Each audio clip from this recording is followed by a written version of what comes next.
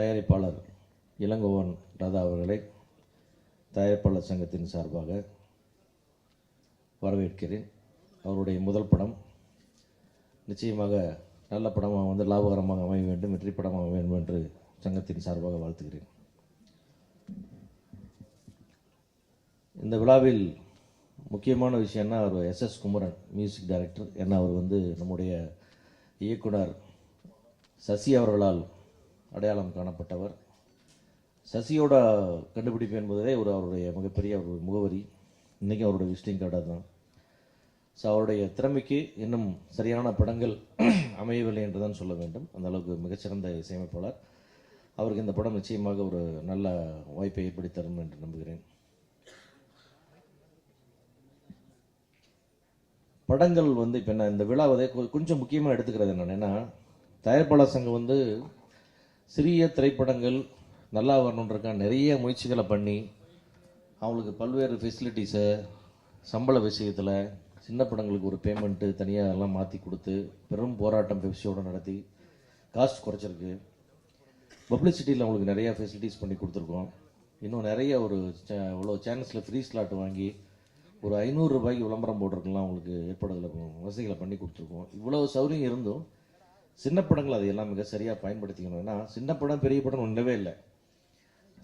சசி வந்து பிச்சைக்காரன் எடுக்கும்போது சின்ன படம், வெளியே வந்ததுக்கப்புறம் மிகப்பெரிய படம். இன்றைக்கி வந்து நல்லா ஓடிட்டுருக்கிற வேலையில் வந்துட்ட வேலைக்காரன் வந்து சின்ன படம், வெளியே வந்ததுக்கப்புறம் அது பெரிய படம், வெற்றி படம். அந்த மாதிரி தான் இன்றைக்கி பட்டதாரின்ற படம் இன்னைக்கு சின்ன படமாக, நாளைக்கு இது வெற்றி படமாக இருந்துச்சுன்னா பெரிய படம் ஆகிடும். ஆனால் அதை எப்படி ப்ரொமோட் பண்ணுறோன்றது ரொம்ப முக்கியமான விஷயம். ஒரு ஃபங்க்ஷன் நடத்தி ஒரு புதுசாக ஒரு ப்ரொடியூசர் வந்திருக்காங்க, அவங்கள யார் இதை கைட் பண்ணுறாங்க, இது எப்படி பண்ணுறாங்க, இதெல்லாம் நீங்கள் தயாரிப்பாளர் சங்கத்தில் வந்து எங்களோட மாதிரி ஒரு சீனியர்ஸ்ட்டை பேசுனீங்கன்னா உங்களுக்கு நிறைய கைட்லைன்ஸ் கொடுப்போம், உங்களுக்கு நிறைய அட்வைஸ் பண்ணுவோம்.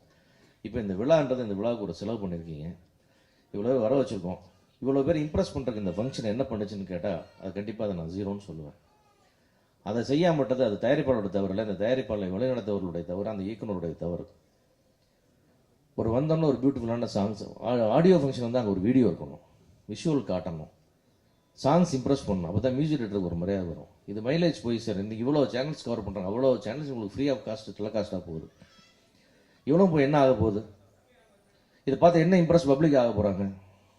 ஸோ அது தயவு செஞ்சு இதில் சம்மந்தப்பட்ட இயக்குநர்கள், டீமில் இருக்கிறவங்க, இன்க்ளூடிங் PROs எல்லாருமே இதை கவனம் செலுத்தி இந்த ஆடியோ ரிலீஸ் எதை செய்ய போகிறது அப்படின்றத நம்ம முடிவு பண்ணிட்டு வேலை செய்யணும். அதான் சின்ன படங்கள் எப்படி ஜெயிக்கலன்னா எப்படி ஜெயிக்கும், ப்ரொமோட் பண்ணணும். நம்ம இந்த பட்டதாரின்ற படம் இன்றைக்கி தமிழ்நாடு இந்த வாரத்தில் போடுற இந்த அத்தனை டிவிலையும் போடுற ப்ரொமோஸில் அது போய் ரீச் ஆகிருக்கணும். ஆறுக்கான மெட்டீரியல் நீங்கள் இன்றைக்கி கொடுக்கல, அது ரொம்ப வருத்தப்பட வேண்டிய விஷயம். இந்த மாதிரி சின்ன படம்னு சொல்லிட்டே நம்ம அதை வருத்தப்படுற அர்த்தம் இல்லை. நம்ம நிறைய ஒர்க் பண்ணணும், அதுக்கு நிறைய உழைக்கணும், புதுமுகளை கொண்டு போய் மக்கள்கிட்ட சேர்க்கறதுக்கு ரொம்ப பாடுபடணும். அந்த வகையில் இந்த டீம் மொத்தமே இன்னும் மேலும் சிரத்தை எடுத்து இதுக்கப்புறம் இந்த ப்ரொமோஸ் எப்படி கொடுக்க போகிறோம், என்னென்ன விஷுவல்ஸ் கொடுக்க போகிறது நம்ம கான்சன்ட்ரேட் பண்ணோம். தயாரிப்பாளர்களுக்கு நீங்கள் எல்லாம் இந்த டீம் மொத்தம் ஒர்க் பண்ணணும். அந்த டைரக்டருக்குலாம் ரொம்ப ஹார்ட் ஒர்க் பண்ணியிருக்கணும். இந்த மாதிரி விஷுவல்ஸ் கொடுத்துருக்கூடாது. நீங்கள் வெறும் ஆடியோ போட்டு மேலே வந்து நீங்கள் இப்படி லெட்டர் போடுறதில் எந்த இம்பேக்ட்டுமே வராது. எங்களுக்கு என்ன இம்ப்ரெஷன் இதில் கிடச்சிது இந்த ஃபங்க்ஷனாக எனக்கு கிடச்சது தான் இங்கே எல்லாருக்கும் கிடச்சிருக்கோம். அந்த வகையில் இனிமேல் தயவு செய்து சிறிய படங்கள் ப்ரொமோஷனுக்கு கொஞ்சம் கஷ்டப்படுங்க, ஜெயிச்சிடலாம், வேறு ஒன்றுமே தேவையில்லை. பெரிய படத்துக்கு தானாகவே கொஞ்சம் ஓப்பனிங் வரும், நீங்கள் வர வைக்கிறதுக்கான விஷுவல்ஸ் நீங்கள் கொடுக்கணும். எந்த வேலையும் செய்யாமல் என் படம் ஓடல, தேட்டர் கிடைக்கல, 3 நாள் எடுத்துட்டாங்க, 2ஆவது நாள் எடுத்துட்டாங்கன்னு சொன்னால் அது அந்த வருத்தத்துக்கு அர்த்தமில்லாத பேச்சு. அதெல்லாம் தயவு செஞ்சு இனிமேல் ஹார்ட் ஒர்க் பண்ணணும். அதே மாரி உங்களுக்கு நிறைய ரிலீஸுக்கு டைம் இருக்குது. இந்த படத்தில் நல்ல மெட்டீரியல் இருக்குது, கேட்ட மியூசிக் அற்புதமாக இருக்குது. நீங்கள் எல்லோரும் சேர்ந்து ஒர்க் பண்ணி நிறைய விஷுவல்ஸ்லாம் கொடுத்து ஆடியன்ஸை ரீச் பண்ணி பட்டதாரி டிஸ்டிங்ஷன் பட்டதாரியாக வரணும்னு உங்களை எல்லாம் வாழ்த்துறேன். கவனம் எடுத்து செய்யுமாறு மொத்த டீமுக்கும் என்னுடைய ஆலோசனையாகவும் அறிவுரையாகவும் குறிக்கோள் வருகிறேன். நன்றி, வணக்கம். பட்டதாரி திரைப்படத்தில் இருக்கிற மொத்த பாடல்களையும் எழுதக்கூடிய வாய்ப்பு எனக்கு இன்னைக்கு கிடச்சிருக்கு. ஏறக்குறைய ஒரு 6 ஆண்டு காலமாக நான் அடை காத்து வைத்திருந்த அந்த கனவு முட்டை இன்னைக்கு 6 பாடல்களாக பொறிஞ்சிருக்கு. உண்மையிலேயே அந்த நாள் ஒரு சந்தோஷமான நாள். என் வாழ்வில் ஒரு ஆகச்சிறந்த நாள்னு சொன்னால் இந்த 16/6/16 நான் சொல்லுவேன். ஏன்னு கேட்டிங்கன்னா இந்த டேட்டே பார்த்திங்கன்னா ஒரு செமையாக இருக்குது. 16/6/16 இந்த டேட்டுக்கும் எனக்கும் ஒரு பெரிய ஒத்துமை இருக்கு. என்னன்னு கேட்டிங்கன்னா 16, இந்த பக்கம் 16, ரெண்டுத்தையும் கூட்டினா வந்து 32. இந்த 6 ஆண்டு காலமாக நான் சினிமாவுக்கு வந்து எழுதப்பட்ட சினிமாக்குன்னு எழுதின பாட்டு பார்த்தீங்கன்னா ஒரு 32 பாட்டு, ஜிங்கிள்ஸு, ப்ரைவேட் ஆல்பம் இல்லாமல். அதில் ஒளிபரப்பு அந்த ரெக்கார்ட் ஆன பாட்டு பார்த்தீங்கன்னா, ஒளிப்பதிவான பாட்டு பார்த்தீங்கன்னா 16. இன்னைக்கு ரிலீஸ் ஆகிற பாட்டு 6. ஆக 16 16 6க்கும் எனக்கும் ஒரு மிக நெருக்கமான தொடர்பு இருக்கு. இங்கே நான் சில பேருக்கு ரொம்ப கடமைப்பட்டிருக்கேன், நன்றி சொல்லணும்னு சொல்லிட்டு தான் அந்த மேடையை நான் பயன்படுத்திக்கணும்னு நினைக்கிறேன். இங்கே முதல் நன்றின்ற போது நான் யாருக்கு சொல்லணும்னா, வள்ளுவரனுடைய காமத்து பால்ல இருந்து நான் ஒரு வரியை எடுத்திருக்கேன். இந்த சிங்கிள் சிம் பாட்டு நீங்கள் கேட்டிருப்பீங்க. அதனுடைய சாரம் எங்கேருந்து வந்ததுன்னா, அதனோட பல்லவியினுடைய சாரம் எங்கேருந்து வந்ததுன்னா, இருநோக்கு இவள் உன் கண் உள்ளது, ஒரு நோக்கு நோய் நோக்கு ஒன்று அதன் மருந்து அப்படின்னு சொல்லிட்டு வள்ளுவர் வச்சிருக்காரு. அது பெண்ணுக்கு வச்சது. நான் இங்கே பார்த்தீங்கன்னா ஒரு ஆணுக்கு அதை பயன்படுத்தும் போது, ஒரு கண்ணில் இதயத்தை உடச்சிட்ட, மறு கண்ணில் திரும்ப இணைச்சிட்டேன்னு சொல்லிட்டு அந்த சாரத்தை நான் பயன்படுத்தினேன். அதுக்காக வள்ளுவருக்கு என்னுடைய நன்றி. ரெண்டாவது நன்றி பார்த்தீங்கன்னா, மின்கம்பம் மேலேன்னு சொல்லிட்டு ஒரு பாட்டு இருக்கு. அதில் பார்த்தீங்கன்னா ஒரு மழை காலத்தில் வந்து music director SS. Kumaran sir அந்த டியூன் எனக்கு அனுப்பிச்சி விட்டாரு. ஒரு கேட்சியான லைன் மட்டும் மறுபடியும் திரும்ப திரும்ப வரணும் அப்படின்னு சொல்றதுல ரொம்ப கவனமாக இருந்தார் அவர். அந்த இடத்துல என்ன போட்டு ஃபில் பண்ணலாம் அப்படின்னு சொல்லிட்டு யோசிச்சுட்டு இருக்கும்போது, திடீர்னு ஒரு 7:30 மணிக்கு நியூஸ் ஓடிட்டு இருக்கு. ஒரு குறைந்த காற்றழுத்த தாழ்வு மண்டலம் கடல்ல மையம் கொண்டு, அதன் காரணமாக கடலோர மாவட்டங்களில் மழை பெய்ய வாய்ப்பு இருக்கு. ஏன் இதை வந்து நம்ம பாட்டில் பயன்படுத்தக்கூடாது, இந்த மீட்ரு வந்து அதுக்கு வந்து இடம் கொடுக்குதா அப்படின்னு சொல்லிட்டு பார்க்கும்போது, கரெக்டாக அந்த கேட்சியான லைன் அந்த இடத்துக்கு எனக்கு ஆப்டாக இருந்துச்சு. ஒரு குறைந்த காற்றழுத்த தாழ்வு மண்டலம் நெஞ்சில் மையம் கொண்டது, அது கரையை கடந்து கொண்டு போகும் பாதை எங்கும் பேரை சொல்லி சென்றதேன்னு சொல்லிட்டு அந்த லைனை நான் பயன்படுத்தியிருந்தேன். அதுக்காக நான் ரமணன் சாருக்கு தான் நன்றி சொல்லணும். ரெண்டாவது நன்றி ரமணன் சாருக்கு, மூணாவது நன்றி குமரன் சாருக்கு. ஏன்னு கேட்டிங்கன்னா, இந்த படத்தினுடைய ஒரு மிகப்பெரிய ஒரு பாட்டை நான் கொடுத்துருக்கேன்னு சொன்னால் அவருடைய சப்போர்ட் தான் எனக்கு மிகப்பெரிய பலம். ஏன்னு கேட்டிங்கன்னா, அவர் ஏற்கனவே வெற்றி படங்களை கொடுத்தவர். பூ களவாணி மூலம் ஒரு பெரிய அங்கீகாரம் அவருக்கு கிடைச்சிருக்கு. எனக்கு ஒரு இது ரிலீஸ் ஆகிற முதல் படம், இதுக்கு முன்னாடி நான் ஒன்றுமே பண்ணதில்லை. அப்படின்ற ஒரு சூழலில் என்னை இயக்குனர்கிட்ட நம்பி அவர் வந்து ஒப்படைச்சாரு. இயக்குனர் என்னை பார்க்கறதுக்கு முன்னாடி ஒரு 4 கவிஞர்களை கமிட் பண்ணிட்டாரு, அட்வான்ஸ் கொடுத்துட்டேன்னு சொன்னார். ஆனாலும் சார் என்ன சொன்னார், நீ வந்து இவர் ட்ராக் எழுதுவார் சார், நீங்கள் கேளுங்க, நல்லா இருந்ததுன்னா ஓகே பண்ணுங்க அப்படின்னு சொல்லும் போது, உண்மையிலே இயக்குனரும் ஒரு பெரிய சப்போர்ட்டாக எனக்கு ஓகே பண்ணி, முதல்ல ஒரு பாட்டு எழுதுறதா இருந்தது, அதுக்கப்புறம் 2 பாட்டு எழுதுறதா இருந்தது, அப்புறம் 4 பாட்டு, மொத்தம் 6 பாட்டு, ஒரு 2 குறும்பாடல், 4 பெரும்பாடல்னும் போது ஒரு 6 பாட்டு எனக்கு கிடைக்கக்கூடிய ஒரு வாய்ப்பு. ட்ராக் எழுதி தான் நான் 6 பாட்டுமே வந்து ஓகே பண்ணேன். அந்த விதத்தில் குமரன் சாருக்கு நான் பெரிய தேங்க் பண்ணோம். பார்த்தீங்கன்னா அவர் ஸ்டுடியோவில் யார்கிட்ட பாட்டு போட்டு காட்டினாலும் அவர் அந்த ப்ரோமோ பண்ணுறது வந்து அவருடைய பாட்டை பண்ண மாட்டார், என்னை பற்றி தான் நிறைய பேசுவார். எனக்கு ஒரு மியூசிக் டைரக்டர் மியூசிக்கை பற்றி பேசாமல் வரவங்க வீட்டில் லிரிக்கை பற்றி தான் அவர் பேசிகிட்டு இருந்தார். முந்தா நாள் கூட திரையரங்குக்கெலாம் வந்து கேசட் அனுப்புறதுல வந்து கம்போஸ்டு பை எஸ்.எஸ். குமரன் சொல்லி போட்டிருந்தது. கீழே உடனே அவர் என்ன பண்ணார், டிசைனருக்கு ஃபோன் பண்ணி, இது வந்து இசையமைப்பாளருடைய பணி மட்டும் இல்லை, லிரிக்னுடைய பணியும் இங்கே இருக்குது, அவர் பேரையும் இங்கே நீங்கள் ப்ரோமோ பண்ணணும்னு சொல்லிட்டு கேசட்டில் மெயினாக என்னுடைய பேரை வந்து அவர் கொண்டு வந்திருக்காரு. இது எத்தனை பேருக்கு, இந்த ஒரு இளம் கவிஞர்களுக்கெல்லாம் எத்தனை பேருக்கு இந்த வாய்ப்பு கிடைக்கும்னு தெரியல. எனக்கு அவர் ஒரு சிறந்த ஒரு இசையமைப்பாளராக எனக்கு கிடைச்சிருக்காரு. அவருடைய இசையில் நான் இந்த பாட்டை எழுதியிருக்கேன் அப்படின்னும் போது ஒரு மிகப்பெரிய எனக்கு சந்தோஷம், ஒரு பெருமைன்னு சொல்லுவேன். ஏன்னா அவர்கிட்ட நான் வேலை பார்த்துட்டேன்னா யார்கிட்ட வேணாலும் வேலை பார்த்துடலாம். அந்த அளவுக்கு வந்து அவர் வந்து ஒரு லிரிக்கை வந்து அவ்வளோ கட்டுக்கோப்பாக வாங்கக்கூடிய ஆள், சுதந்திரம் தருவார். அதே நேரத்தில் டைமுக்கு நான் அவர்கிட்ட கொடுக்கணும், டைமை வந்து சார்கிட்ட மீற முடியாது, அதில் கரெக்டாக இருப்பார். அவரும் கரெக்டாக டைம் மெயின்டைன் பண்ணுவார், எனக்கும் வந்து கரெக்டான அந்த டைமில் கொடுக்கணும்னு சொல்லுவார். அதனால் ஒரு கட்டுக்கோப்பாக ஒரு ஆர்மி மாதிரி நான் வந்து டைம் எடுத்து அவர்கிட்ட இது பண்ணும்போது, நான் எங்கே போனாலும் வந்து நான் கேப்பபிள் அப்படின்னு சொல்லிட்டு என்னை நானே வந்து அறிஞ்சிக்கிறதுக்கான ஒரு வாய்ப்பாக இந்த மேடை எனக்கு, இந்த பாட்டு எனக்கு அமைஞ்சிருக்கு. அதுக்கப்புறம் சாருடைய ஒய்ஃப் லக்ஷ்மி மேடம், அவங்க தான் எனக்கு வந்து ஒரு மிகப்பெரிய சப்போர்ட். ஏன்னு கேட்டிங்கன்னா, சாரை வந்து என்னுடைய புக் ரிலீஸ்க்காக கூப்பிட்டு சார் வாழ்த்திட்டு அங்கேயே சொல்லிட்டு போனார், என்னுடைய அடுத்த படத்தில் ஒன்று நான் வாய்ப்பு தரேன்னு சொல்லிட்டு. அதே மாதிரி ஒரு பாட்டுன்னு சொன்னார், எல்லா பாட்டும் கொடுத்துட்டாரு. மேடம் நான் வீட்டில் வந்து பார்க்கும்போது என்னை அறிமுகப்படுத்தும் போது சொன்னாங்க, உங்ககிட்ட ஏதோ ஒரு மேஜிக் இருக்குது, நான் கண்டிப்பாக அடுத்த படத்தில் சார் கிட்ட வந்து நான் சொல்கிறேன், சாரே மறந்துட்டாலும் நான் சொல்கிறேன்னு சொல்லிட்டு. இந்த படத்தில் பார்த்தீங்கன்னா எனக்கு மதுரை ஸ்லாங்கே தெரியாது. ஃபர்ஸ்ட் பாட்டில் பார்த்தீங்கன்னா மதுரை ஸ்லாங் எழுதணும். அப்போது முதல்ல மேம் வந்து போடியிலேருந்து வந்ததால் எனக்கு அந்த ஸ்லாங்கை வந்து, மேம் இதுக்கு என்ன மேம் அதை எழுதுறது அப்படின்னு சொல்லும்போது, நான் வார்த்தையை சொன்னேன்னா அவங்க அந்த பண்ணுறாங்க அப்படின்றத எனக்கு தெரியாது. மேம் தான் சொன்னாங்க. எனக்கு பெரிய ஊக்கமாக லக்ஷ்மி மேடம் இருந்தாங்க, அவங்களுக்கு நான் தேங்க் பண்ணோம். அப்புறம் இந்த படத்தினுடைய இயக்குனர் சங்கர் சார், அவருக்கு நான் பெரிய அளவில் நன்றி கடன் பட்டிருக்கேன். ஏன்னு கேட்டிங்கன்னா, என்னை பார்க்கறதுக்கு முன்னாடியே ஒரு 4 கவிஞர்கள்கிட்ட முன்பணம் கொடுத்தவர் வந்து அந்த சூழலெல்லாம் தாண்டி அவங்களெல்லாம் தள்ளி வச்சு எனக்கு வாய்ப்பு கொடுக்கறதுன்றது வந்து எவ்வளோ பெரிய ஒரு விஷயம். அதை வந்து என்னுடைய திறமைக்காக அவர் சொல்லுவார், தரன் முன்னாடியே நான் உங்களை பார்த்துருக்கணும், முன்னாடியே நான் உங்களை பார்த்துருக்கேன். ஒரு நாள் கேட்டேன் ஏன் சார்னும் போது இந்த விஷயத்த சொன்னார், நான் உங்களை பார்க்கறதுக்கு முன்னாடி 4 பேரை கமிட் பண்ணிட்டேன், நான் பார்த்துருந்தேன், நான் உண்மையாக கமிட் பண்ணியிருக்க மாட்டேன் அப்படின்னு சொல்லிட்டு பார்க்கும்போதுலாம் சொன்னார். அவருடைய பெருந்தன்மைக்கு வந்து நான் என்றைக்குமே வந்து நன்றி கடன் பட்டிருக்கேன். என்னை நம்பி ஃபுல் காம்போ கொடுத்துருக்காரு.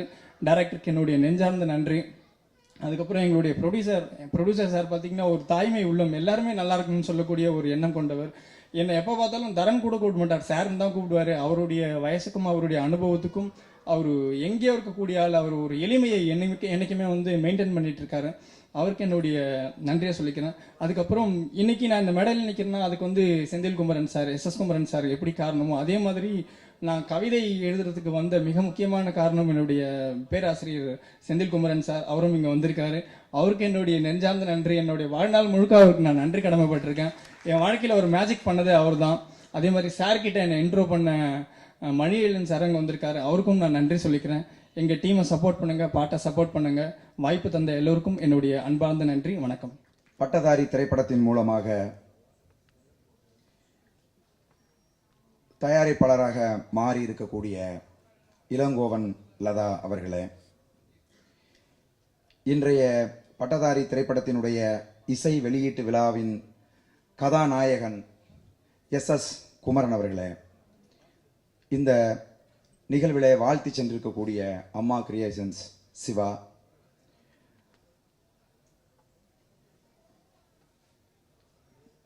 தனஞ்சயன் ஐயா அவர்கள், எங்களுக்கெல்லாம் முன்னோடியாக இருந்து சினிமா கற்றுக் கொடுத்த இயக்குனர் சசி அவர்கள் ஆகியோருக்கு என்னுடைய வணக்கத்தை தெரிவித்துக் கொள்கிறேன். பட்டதாரி திரைப்படத்தினுடைய இயக்குனர் சங்கர் என்னுடைய கூட பிறந்த சகோதரன் போன்றவர். என்னோட நீண்ட நாட்கள் உதவி இயக்குனர் அப்படிங்கிறதையும் தாண்டி என்னோடு பயணம் செய்தவர். நாங்கள் சமீபத்தில் ஆந்திராவுக்கு சென்றிருந்த போது ஒரு மிகப்பெரிய விபத்தை நான் சந்தித்தேன். அந்த விபத்திலே என்னுடைய ஒரு உதவி இயக்குனர் அருண்குமார் அவர்களை நான் இழந்தேன். அந்த விபத்திலே மிகவும் உயிருக்கு போராடி நாங்கள் காப்பாற்றிய ஒரு தோழன் இந்த படத்தினுடைய இயக்குனர் சங்கர். சங்கர் இப்படி வருவான், இது போன்ற ஒரு திரைப்படத்தினுடைய இயக்குனராக ஆவான் அப்படின்னு நாங்கள் யாருமே வந்து அந்த விபத்து நடந்த நேரத்தில் ஒரு 4 நாட்கள் கழித்து எனக்கு நினைவுக்கு வந்தபோது நான் நினைக்கவே இல்லை. எனக்கு அருகில் அந்த பையன் மண்டை வந்து இதாகிடுச்சு, நான் படுத்திருந்த போது எப்படியாவது சங்கரை காப்பாத்திருங்க அப்படின்னு நான் சொன்னேன். இன்னைக்கு உண்மையாகவே அவங்க சொன்னாங்க. நான் உண்மையாகவே அவனுடைய பெற்றோர்களை விட மகிழ்ந்து உண்மையாகவே மகிழ்ச்சியாக இந்த நிகழ்வில் நான் வந்து கலந்திருக்கேன். இந்த திரைப்படம் நிச்சயமாக மிகப்பெரிய ஒரு வெற்றி திரைப்படமாக வரும். தம்பிங்க எல்லாருமே வந்து சின்ன சின்ன பையங்க.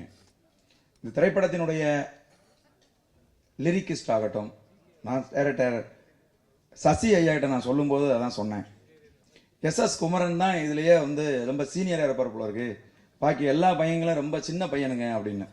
அவங்க ஏதாவது புதுசா செய்யணும், எல்லாரும் செஞ்சது மாதிரி செய்யக்கூடாது அப்படிங்கிறதுக்காக தான் இந்த ஆடியோ இந்த ஃபங்க்ஷனு, இந்த ட்ரைலரு, இந்த பாடல் எல்லாம் வந்து ட்ரை பண்ணியிருக்காங்க, புதுசா ட்ரை பண்ணியிருக்காங்க.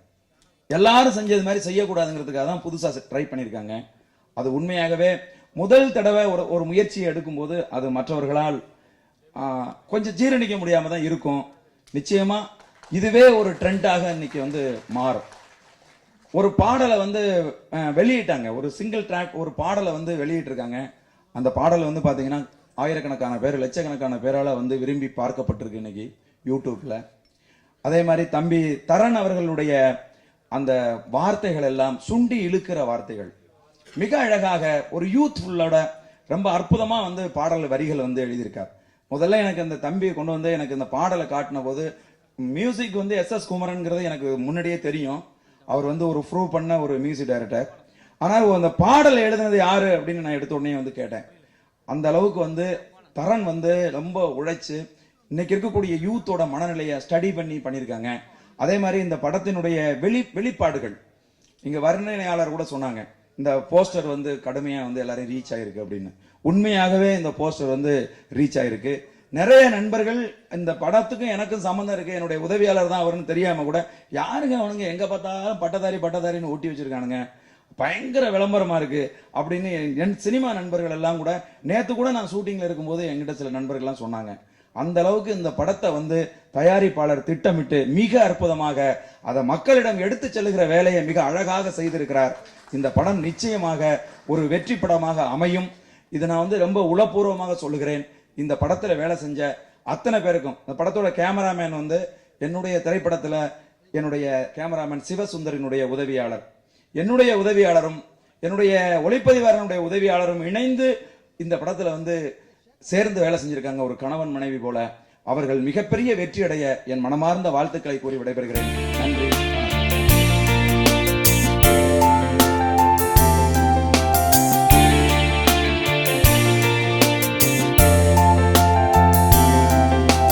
கடவுள் படைப்பில் என்னென்ன அதிசயம், ஒவ்வொன்றும் ஒரு விதம் அழகான அற்புதம், எல்லா உயிருக்கும் பொதுவாய் இங்கு. அந்த ரூம் பதட்டது பல மாதம் வந்து யாருமே வாடகை கொடுக்காம உள்தாப்பால் போட்டு உட்காந்துற மாதிரி இருக்கு அந்த ரூம். என் பேர் தான் சார் டேனியல், இந்த மாதிரி கூப்பிட்டுருந்தீங்க என்னதே அப்படின்னு நடிக்கிறது கூப்பிட்டுருந்தீங்க. சரி அப்படின்னு வெளியே போயிட்டார். டிஎஸ்பி சார் ஒரு நாள் ஒரு ஊரில் இருப்பார். ஸோ ஒரு 3-4 நாள் அவருக்கு ஃபோனை போட்டு காலி பண்ணிட்டேன். பட் ஸோ கடைசி வரைக்கும் ஒத்துக்கல, இதெல்லாம் எங்கே இந்த படத்தை தாங்க போகுது அப்படின்ட்டு அவர் மனசில் ஒரு மைண்ட் வாய்ஸ். என் வாய்ஸில் இதை பார்க்குறது டேரக்டர் மாதிரி இல்லையே, ஏதோ தண்ணிக்கான் போட வந்த ஆள் மாதிரி இருக்கிறாரு. டேனியல் மரியாதை கூப்பிட்டா வாடா பித்தளை வாயா அப்படின்னு. பித்தளை வாயினா நேம் புதுசாக இருக்கு அப்படின்னு யோசிச்சு நான். இந்த தில்லானா இருந்து எனக்கு அவங்களை ரொம்ப பிடிக்கும். என்ன ரொம்ப உணர்ச்சியாக பேசுவார். சினிமா அது பாருங்க, நீ நெக்ஸ்ட் விஷயம்னா ஓ பெரிய கை போடுது அப்படின்னு நினச்சிட்டு இருக்கேன். ஆனால் இன்னைக்கு வந்து ஒரு கோர்ட்டுக்கிட்டலாம் போட்டு காலேஜ் கான்வெகேஷன் வந்த மாதிரி இருக்கு. ஜூன் ஜூலை ஆகஸ்ட் மாதம் வர வேண்டிய நேஷனல் இண்டிபெண்டன்ஸ் டேக்கு இன்னைக்கே கொடி குத்து வந்துருக்காருங்க. வாங்க கொடி காட்டுங்க கொஞ்சம் வாங்க. நான் வந்து ரொம்ப லேட்டாக பிறந்துட்டேன். நான் ஒரு படம் இல்லை நடிக்கிறதுக்கு